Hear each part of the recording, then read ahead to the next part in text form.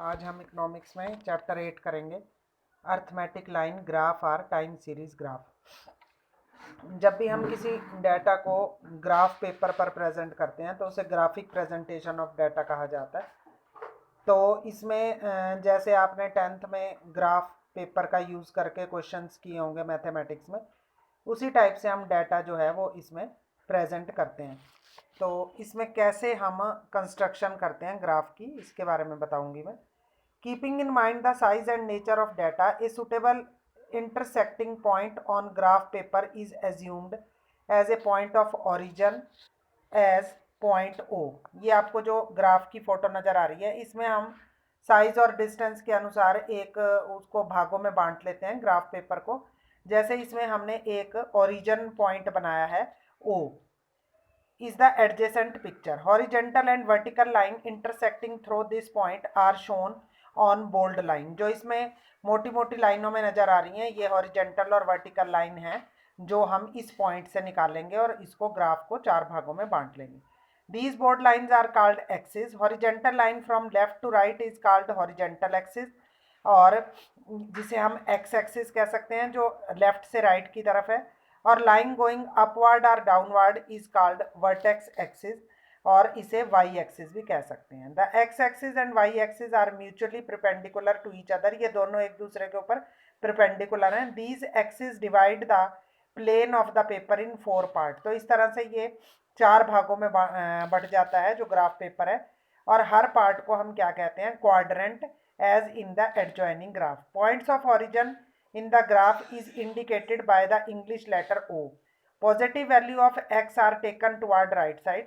तो x की जो भी पॉजिटिव वैल्यू होंगी वो हमने राइट साइड लेनी है on the horizontal x axis and of y toward upper side on the vertical line.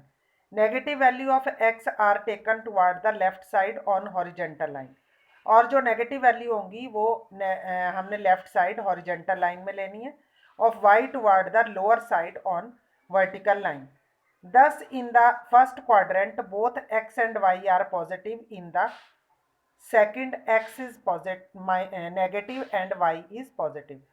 तो फर्स्ट क्वाड्रेंट में तो x और y दोनों क्या होंगे, पॉजिटिव होंगे। और सेकंड क्वाड्रेंट में क्या होगा कि y जो है वो पॉजिटिव होगा और x क्या होगा, नेगेटिव होगा। और जो थर्ड क्वाड्रेंट होगा, थर्ड क्वाड्रेंट में x और y दोनों ही नेगेटिव होंगे, और फोर्थ क्वाड्रेंट में x पॉजिटिव होगा और y क्या होगा, नेगेटिव होगा। Rule of constructing graph. जब हम ग्राफ तैयार करते हैं तो क्या क्या नियमों का पालन करना होगा। सबसे पहला है heading. Every graph must have a suitable and प्रिसाइजिंग heading. सबसे पहले आपने हेडिंग लिखना है कि किस माध्यम से क्या हम सूचना देना चाहते हैं इस ग्राफ के माध्यम से। Choice of scale. One should fix an appropriate scale on which data should be presented. An appropriate scale is the one by which the entire data are easily represented by the graph. The graph should be on the middle of the graph paper to make it attractive. तो इसमें हमने जो scale है वो decide कर लेना है कि क्या स्केल हमने रखा है, और जो हम लाइंस लगानी है वो भी प्रॉपर हमने लगानी है, और मिडल में ही हमने इसको बनाना है ग्राफ पेपर के। Proportion of A axis. As far as possible, length of x-axis on the graph paper should be 1.5 time of length of y-axis.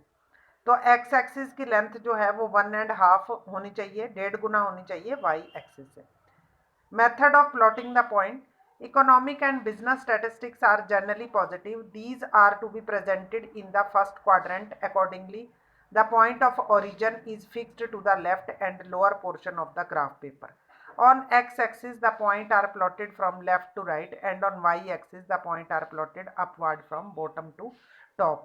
तो इकोनॉमिक्स और बिजनेस स्टैटिस्टिक्स में मेनली पॉजिटिव ही पॉइंट होते हैं, तो हमने इसको एक्स एक्सिस पर पॉजिटिव वाली साइड जो है राइट साइड हमने शो करने हैं। Line of different type. If more than one line or curve are to be drawn in the same graph paper. अगर ग्राफ पर एक से ज़्यादा लाइनें लगा रहे हैं तो लाइनों में हम थोड़ा डिफरेंस कर सकते हैं, जैसे कोई प्लेन लाइन, कोई डॉटेड लाइन, और कोई डैश डैश वाली लाइन जो है वो बना सकते हैं। Table of data. It would be useful to give the table of data along with the graph of data. This help verification of the graph. तो ग्राफ की वेरिफिकेशन के लिए हम टेबल भी डाटा की दे सकते हैं. Use of false line.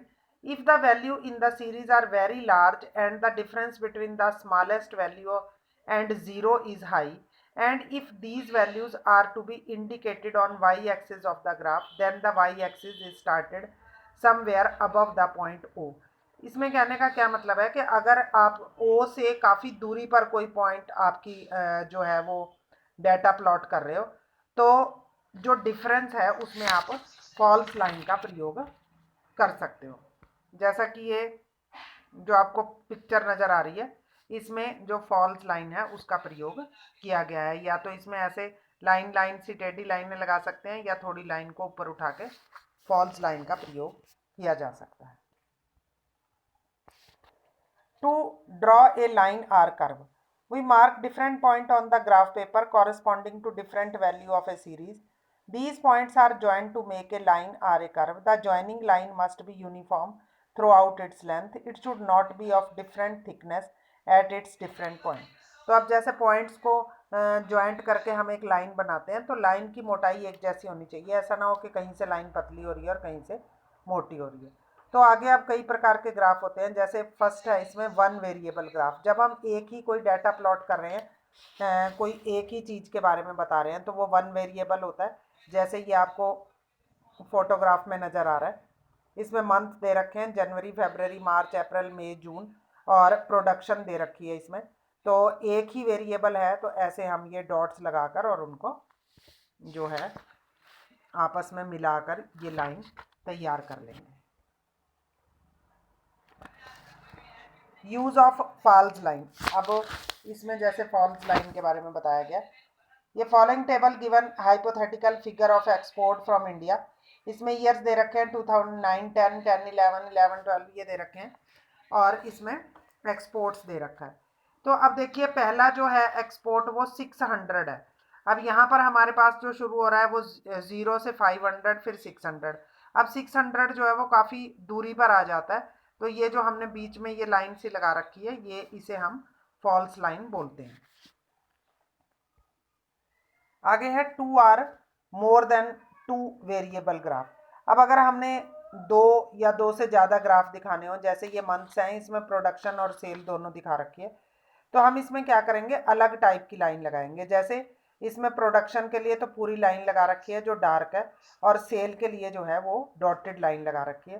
तो इस तरह से हम अगर कोई और भी डाटा 3-4 चीज़ें शो करनी होती हैं, तो लाइन जो है वो डिफरेंट टाइप की हम लगा देते हैं. General rule for constructing diagram और ग्राफ. ग्राफ को तैयार करने के कुछ सामान्य नियम हैं. पहला है प्रॉपर साइज. डायग्राम और graph must suit the size of paper. It should be neither too big nor too small. तो जितना हमारा पेपर है उसी के अनुसार ही हम ग्राफ बनाएंगे, ना ज़्यादा बड़ा और ना ज़्यादा छोटा. सेकंड है इसमें प्रॉपर हेडिंग दिखा जाएगा ऊपर. प्रॉपर स्केल का प्रयोग किया जाएगा कि किस स्केल के अंतर्गत हम जो ग्राफ है वो बना रहे हैं.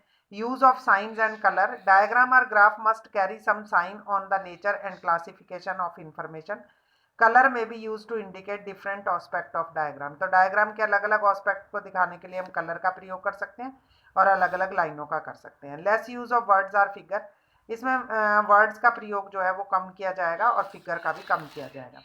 Drawing the border. डायग्राम और graph must be bordered with bold line to make them attractive. Attractive graph paper बनाने के लिए हम इसके चारों तरफ जो है जो बोल्ड लाइन से इसकी बाउंड्री बना लेंगे. Simple.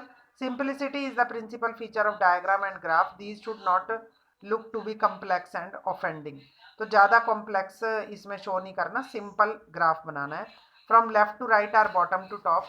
The construction of diagram graph should be flow from left to right. या तो ये लेफ्ट से राइट या बॉटम से टॉप की तरफ इसका फ्लो होगा. Statement of data. Data which constitute the basis of diagram graph should be clearly stated. कि हम कौन से आधार पर ये डायग्राम या ग्राफ का डायग्राम तैयार कर रहे हैं वो डाटा साइड में लिखा जाएगा. Attractive and effective. Diagram and graph must be attractive and effective. बहुत ही ज़्यादा अट्रैक्टिव और इफेक्टिव होना चाहिए ताकि आसानी से हमें चीज़ समझ आ जाए. लाभ और हानियाँ क्या कहें इसकी. सबसे पहला इसका एडवांटेज है सिंपल एंड अंडरस्टैंडेबल इंफॉर्मेशन। जब भी ग्राफ के माध्यम से हम कोई भी स्टैटिस्टिकल डाटा की स्टडी करते हैं तो वो हमें आसानी से समझ आ जाता है और हम ग्राफ को देखकर ही उसके बढ़ते या घटते क्रम को पहचान जाते हैं। नेक्स्ट है लास्टिंग इम्पैक्ट। डायग्रामेटिक और graphic presentation leave A lasting impact on the readers mind. Information is not easily forgotten. तो ये मतलब लंबे समय तक प्रभावशाली रहता है, सूचना जो है हम भूल नहीं पाते। नो नीड ऑफ ट्रेनिंग और स्पेशलाइज्ड नॉलेज। ग्राफ को तैयार करने के लिए ज़्यादा कोई स्पेसिफाइड नॉलेज की ज़रूरत नहीं होती। Attractive and effective means of presentation. ये बहुत ही अच्छा माध्यम है किसी भी डाटा को प्रेजेंट करने का। Quick comparative glance. अगर हम एक से ज़्यादा जो इन्फॉर्मेशन इसमें दे रखी होती है, कोई कंपैरिजन के पॉइंट ऑफ व्यू से दे रखी होती है, तो हम आसानी से कंपैरिजन कर सकते हैं ग्राफ के माध्यम से कि कोई जो है डाटा ज़्यादा डिफरेंस में है या कम डिफरेंस में है। Informative and entertaining. Beside being information diagrammatically or graphic presentation is an entertaining means of data presentation. The beginning are just fascinated to draw picture in the form of diagram and graph. तो graph के रूप में जब हम picture draw करते हैं तो ये बहुत ही रोचक होता है और हमें आसानी से इंफॉर्मेशन प्राप्त हो जाती है। Location of average. Using graph technique we can easily locate the value of certain average such as mode and median. तो मोड मीडियन और के बारे में भी हम आसानी से ग्राफ के माध्यम से जानकारी प्राप्त कर सकते हैं। Study of correlation. कोरिलेशन जो सहसंबंध है उसकी जानकारी भी हम आसानी से प्राप्त कर सकते हैं। ये जो टॉपिक हैं ये आपको आगे आएंगे इस बुक में, तो आपको समझ आएगा कि ये कौन से टॉपिक है। हानियाँ क्या क्या है इसकी। पहला है limited use. Only A limited set of data can be presented in the form of diagram. तो ग्राफिक प्रेजेंटेशन में हम कुछ लिमिटेड सेट ही डाटा का यूज़ कर सकते हैं। ऐसा नहीं है कि सभी डाटा हम ग्राफ पेपर पर यूज़ कर सकते हैं। Misuse. डायग्राम में be misuse for false projection of the statistical fact specially in case of advertisement. तो एडवर्टीजमेंट वगैरह के केस में इसका जो है वो दुरुपयोग हो जाता है, कुछ झूठे बातें इसमें शो हो जाती हैं। Only preliminary conclusion. It may not be always easy to arrive at final conclusion after seeing the diagram. Multiple information in the form of diagram and graph may offer only preliminary conclusion. तो प्रारंभिक conclusion ही हम data के माध्यम से निकाल सकते हैं, final conclusion निकालना जो है वो थोड़ा डिफिकल्ट हो जाता है। तो ये लेसन आपका कंप्लीट होता है। 8 लेसन इस बुक के हो गए हैं। अब जब हम एग्ज़ाम के बाद नेक्स्ट करवाएंगे वो नेक्स्ट बुक करवाएंगे। Thank you.